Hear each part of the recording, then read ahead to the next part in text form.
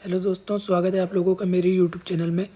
तो दोस्तों, पिछले वीडियो में हमने योनि आपत की संख्या, लक्षण और उनके भेद के बारे में पढ़ा था। और आज की वीडियो में हम योनि आपत की चिकित्सा के बारे में पढ़ेंगे। तो दोस्तों, अगर आपने मेरा पिछला वीडियो नहीं देखा है संख्या, भेद और लक्षण वाला, तो आप ऊपर आई बटन में क्लिक करके उस वीडियो को देख सकते हैं, या फिर मैं उसका लिंक नीचे डिस्क्रिप्शन बॉक्स में दे दूँगा। तो चलिए दोस्तों, शुरू करते हैं। सबसे पहले योनि आपत की चिकित्सा के बारे में पढ़ने से पहले हम योनि आपत के उपद्रव पढ़ लेते हैं कि योनि आपत के कौन कौन से उपद्रव हैं। तो उसके अंदर आचार्यों ने बताया है गुल्म, अर्श, प्रदर, शुक्र का धारण न करना, गर्भ का विनाश, बंधत्व और वातज रूप। इसके लिए अब हम ट्रिक पढ़ेंगे इसको कैसे इजीली याद किया जा सकता है। तो इसकी जो ट्रिक है वो है गैप्स। तो G4 हो जाएगा गुल्म और G4 हो जाएगा गर्भनाश। ये G4 हो जाएगा।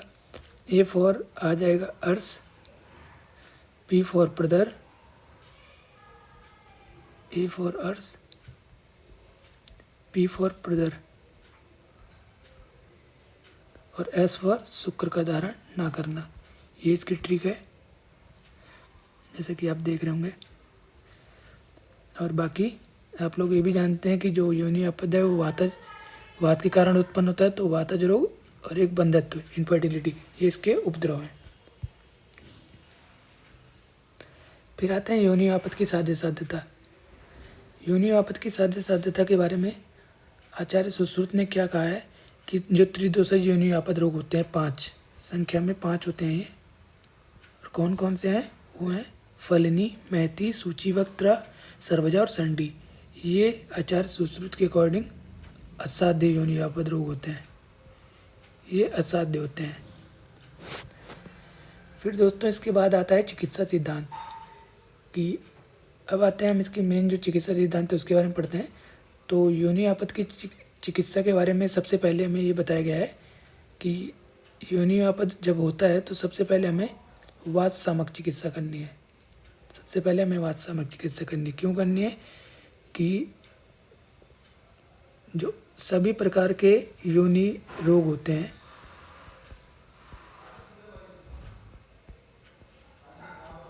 ये वात के कारण होते हैं।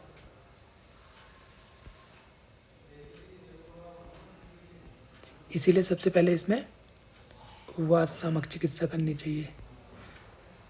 तो हमने पढ़ लिया कि जो योनि आपद रोग होते हैं वो वात के कारण होते हैं, इसलिए सबसे पहले वात सामक चिकित्सा करनी चाहिए। फिर उसके बाद आता है कि सेकंड नंबर पे क्या करना चाहिए। तो उसके बाद आता है शोधन चिकित्सा। शोधन चिकित्सा के लिए क्या करना है हमें? शोधन चिकित्सा में हमें क्या करते हैं? मृदु पंचकर्म कराते हैं।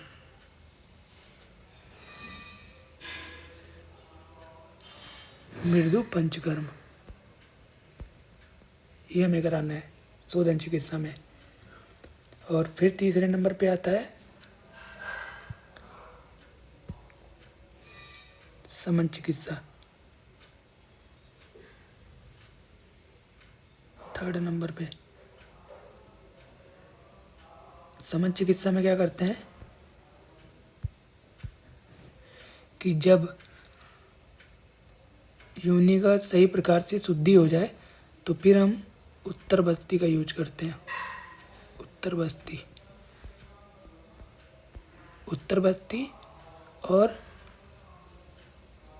स्थानिक चिकित्सा का प्रयोग करते हैं। स्थानिक चिकित्सा तो हमने देख लिया, एक बार फिर से आप देख लें कि वात सबसे पहले वात सामक, उसके बाद शोधन चिकित्सा। शोधन में हमने यूज किया मृदु पंचकर्म।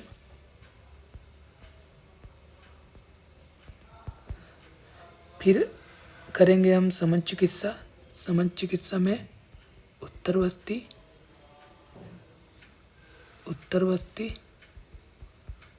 और स्थानिक चिकित्सा। स्थानिक चिकित्सा में धूम, प्रलेप, प्रदेह, ये सब का प्रयोग करेंगे। तो वातसामक चिकित्सा, देन शोधन चिकित्सा, देन समन चिकित्सा लास्ट में।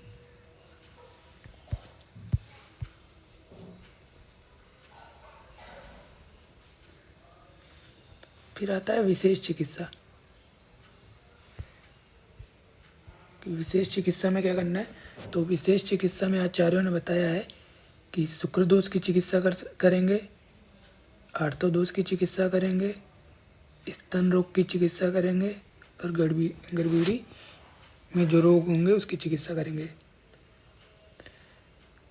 फिर आता है कि योनि व्यापद में बाह्य प्रयोगार्थ कौन कौन सी औषधियाँ हैं। तो बाह्य प्रयोगार्थ औषधियों के बारे में हम पढ़ेंगे। तो बाह्य प्रयोगार्थ औषधियों में सबसे पहले जो कर्म है उसको देख लेते हैं, कौन कौन से कर्म कराए जाते हैं। तो उसमें पहला है योनि प्रक्षालन। योनि प्रक्षालन के लिए हम 10 मूल क्वाथ का प्रयोग करेंगे, पंचवल्कल क्वाथ का प्रयोग करेंगे और त्रिफला क्वाथ का प्रयोग करेंगे। फिर दूसरा है पिक्षुधारण। पिक्षुधारण कराने के लिए हम मूसक क्वाथ से सिद्ध तेल का पिक्षुधारण करेंगे। तीसरा है योनि पूरण। योनि पूरण में हम गोघृत का यूज करेंगे। और चौथे नंबर पे है वस्ती। वस्ती में हम क्या करेंगे? पहले 2-3 स्थापन वस्ती देंगे, उसके बाद उत्तर वस्ती देंगे। और उत्तर वस्ती में कौन कौन सी वस्ती दे सकते हैं हम, किन किन की? तो प्लास निरू वस्ती, सतवर्यादि अनुवासन वस्ती और सतवर्यादि की ही रासायन वस्ती दे सकते हैं। सतवर्यादि की ही, इसी की रासायन वस्ती, ये आप देख रहे होंगे। फिर आता है अभ्यंतर प्रयुक्त औषधि। अभ्यंतर प्रयुक्त औषधि में आचार्यों ने चूर्ण बता रखा है। चूर्ण में पुष्यानुक चूर्ण सबसे बेस्ट चूर्ण है। ये किसी भी प्रकार के योनि रोग में बताया गया है और बहुत ही इंपॉर्टेंट है पूरे गायनी में पुष्यानुक चूर्ण। पीजी में भी पूछा जाता है क्वेश्चन। फिर घृत में बृहस्पति घृत, फल घृत, त्रिफला घृत बताया गया है। क्वाथ प्रयोग में अगर हम अभ्यंतर प्रयुक्त औषधि में क्वाथ के रूप में अगर प्रयोग करते हैं किसी औषधि का, तो उसमें महारशनादि क्वाथ का प्रयोग कर सकते हैं, न्युग्रादि क्वाथ का प्रयोग कर सकते हैं। ये सब जो औषधियाँ हैं ये अभ्यंतर प्रयुक्त होती हैं। फिर आता है दोष के अनुसार चिकित्सा। दोष के अनुसार अब हम देखेंगे वातज, पित्तज और कफज में कौन कौन सी औषधियाँ यूज होती हैं। तो सबसे पहले हम वातज योनि चिकित्सा देखेंगे। तो वातज योनि में अगर वातज योनि दोष में चिकित्सा करनी है तो उसमें त्रिवृत से सिद्ध घृत तेल या वसा से स्नेहन और स्वेदन करना है और इसमें आनूप मांस का प्रयोग कर सकते हैं। तो ये आपने देख लिया। वातज योनि चिकित्सा में त्रिवृत के घृत तेल या वसा से स्नेहन या स्वेदन का प्रयोग करना है और आनूप मांस का प्रयोग। और अगर औषधियों की बात करें तो औषधि में पिप्पल्यादि योग, बलादि यमक, गुड़िच्यादि का तेल या उसका क्वाथ, ये सब प्रयोग कर सकते हैं। ये सब वातज योनि चिकित्सा के अंदर है। तो हमने यहाँ पढ़ लिया वातज में सबसे पहले त्रिवृत से क्या करेंगे? स्नेहन स्वेदन।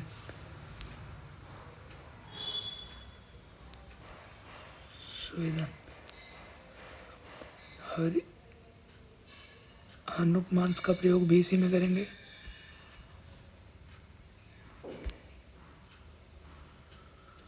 और औषधि प्रयोग, औषधि प्रयोग में आपने देख ही लिया होगा कौन सी औषधि का प्रयोग करना है। पिप्पल्यादि योग औषधि के रूप में पिप्पल्यादि योग, बलादि यमक, गुड़िच्यादि का तेल अथवा इसका क्वाथ योग प्रयोग करना है। फिर आता है पित्तज योनि रोग की चिकित्सा। पित्तज योनि रोग की चिकित्सा पढ़ेंगे अब हम।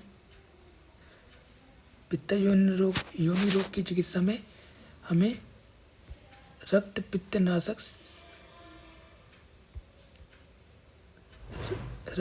नाशक शीत चिकित्सा करनी है। और इसी में स्थानीय चिकित्सा का प्रयोग भी इसी में करना है, जिसमें मैंने प्रलेप, प्रदेह, धूम इन सब का प्रयोग बताया था। और अगर आप वस्ती का प्रयोग कर रहे हैं तो इसमें मधुर द्रव्यों से सिद्ध क्षीर वस्ती देनी है। फिर आता है कफज योनि चिकित्सा। कफज योनि चिकित्सा में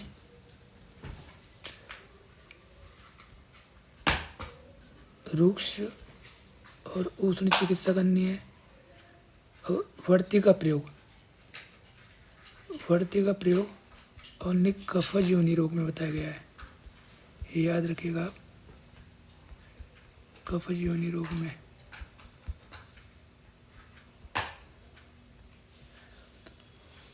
और वर्ती किसकी? वारा पित्त से भावित वस्त की संशोधनी वर्ती, ये यूज करना है। और कल्क का धारण अगर इसमें करना है तो वो कल्क का धारण त्रिवृत से करना है।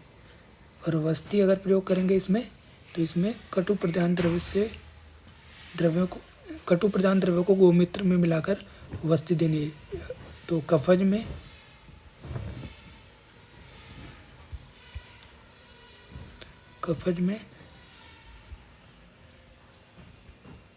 कटु प्रधान द्रव्य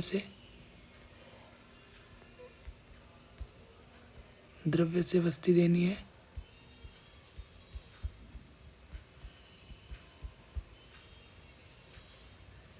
पित्तज में मधुर द्रव्य से।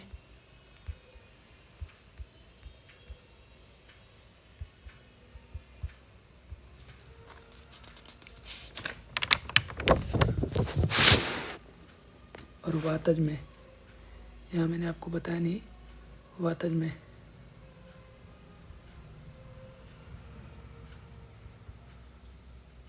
अम्ल द्रव्य से।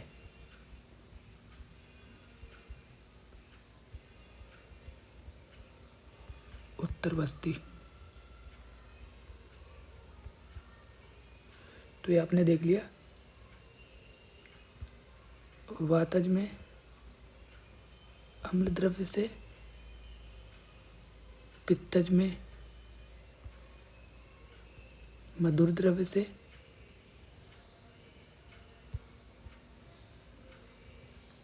कफज में कटु प्रधान द्रव्य से वस्ती देनी है। अब आते हैं दोस्तों योनि आपद चिकित्सा में पथ्य क्या क्या बताया गया है कि किन किन का यूज इसमें किया जा सकता है। तो योनि आपद में लहसुन को अमृत के समान बताया गया है। चूड़ और भस्म का प्रयोग भी कर सकते हैं। चूड़ में मैंने आपको बताई है पुष्यानुक चूड़। इसी में मैं आपको एक चीज़ बताता हूँ कि आप पुष्यानुक चूर्ण का प्रयोग कर सकते हैं। आप देख लें पुष्यानुक कैसे लिखते हैं, क्योंकि मेरे यहाँ इस बार वायवा था तो कई बच्चे पुष्यानुक भी नहीं लिख पाए थे। वायवा वाली हमारी मैम बता रही थी कि बच्चे पुष्यानुक नहीं लिख पाते हैं, सीजर्स की स्पेलिंग उन्हें नहीं आती है। तो ये सब आप ध्यान रखिएगा। बाकी चिकित्सा में पथ्य में घृत का यूज बताया गया है। घृत में मैंने आपको बता ही दिया है कि कौन कौन सा घृत हम यूज कर सकते हैं। घृत में त्रिफला घृत, लाइक शतावरी घृत का प्रयोग कर सकते हैं। फल घृत का प्रयोग कर सकते हैं। तेल भी पथ्य बताया गया है, तेल का प्रयोग। बाकी आहार का भी यूज हम कर सकते हैं। आहार में हम आनूप मांस का प्रयोग कर सकते हैं। इसके अलावा दुग्ध का प्रयोग,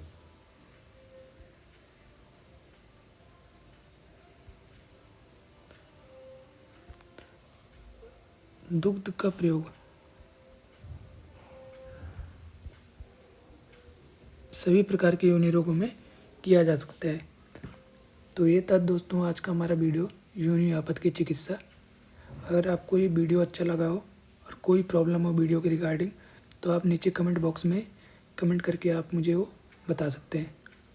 तो दोस्तों अगर आपको वीडियो अच्छा लगा तो प्लीज़ ज़्यादा से ज़्यादा लाइक करें, शेयर करें, और अगर आप चैनल पे पहली बार हैं तो चैनल को सब्सक्राइब करना ना भूलें। थैंक यू दोस्तों।